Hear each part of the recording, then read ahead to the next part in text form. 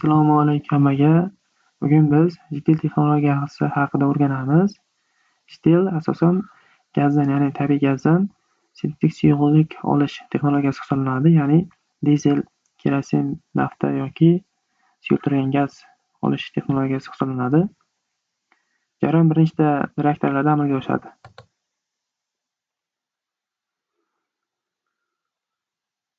Avvalambor mana bu yerdan havo kompressori orqali yuqori bosim oladi va drossel klapan yoki turbodiganer orqali sovitiladi.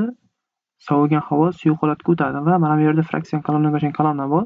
Faqat bu minusli haroratda ishlaydi. Ushbu kolonna asosan havo tarkibidagi azot va kislorodni fraksiyaga ajratadi. Azot kolonnaning yuqori qismidan chiqib ketadi. Kolonnaning o'rta qismidan toza kislorod, ya'ni 99.99% toza kislorod chiqadi. Pastidan esa suyuq havo saqlanib qoladi. Bu yerdan chiqqan toza kislorod keyingi reaktorimizga boradi. Bu reaktorda o'tgan darslar o'tgandik, ya'ni avtotermik reaktor hisoblanadi. Metan, ya'ni tabiiy gaz, toza kislorod bilan izotermik reaksiyaga kirishib, 1025 gradusda mana bu yerda nikelli katalizatorlar qatlami orqali is gazi va vodorod olinadi, ya'ni 1:2 nisbatda olinadi.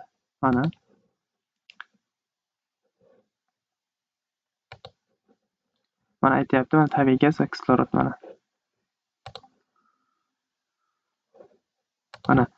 is gazi va vodorod 1:2 nisbatda hosil bo'ldi va keyingi reaktorga yuboriladi. Bu yerda reaktorimiz Fischer-Tropsch reaktori hisoblanadi. Ushbu reaktor asosan asosiy vazifasi singazdan sintetik neft va gazokondensatga o'xshagan suyuq uglevodorodlarni oladi. Qisman katta miqdorda suv ham hosil bo'ladi. Bu yerda katalizator kobaltga asoslangan katalizator hisoblanadi. Ushbu katalizator orqali singaz sintetik neftga va suyuq uglevodorodlarga aylanadi.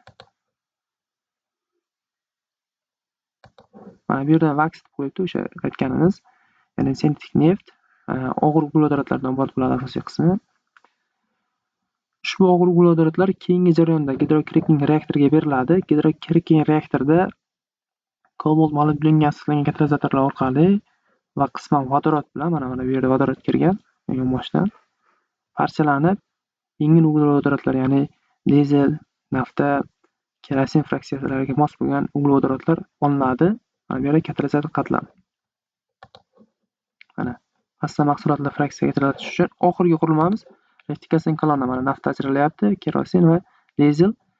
Bu yerda masalan foizni hisoblasak, 100 kg mahsulot kirsa 1 sekundda deb hisoblasak, o'shani 70% ga dizel bo'lib chiqadi, 70-75% gacha dizel bo'lib chiqadi. Kerosin kam miqdori 10% atrofida, nafta bu yerda ham xuddi 5-10% atrofida va qisman tepasidan suyultirilgan gaz ham chiqadi.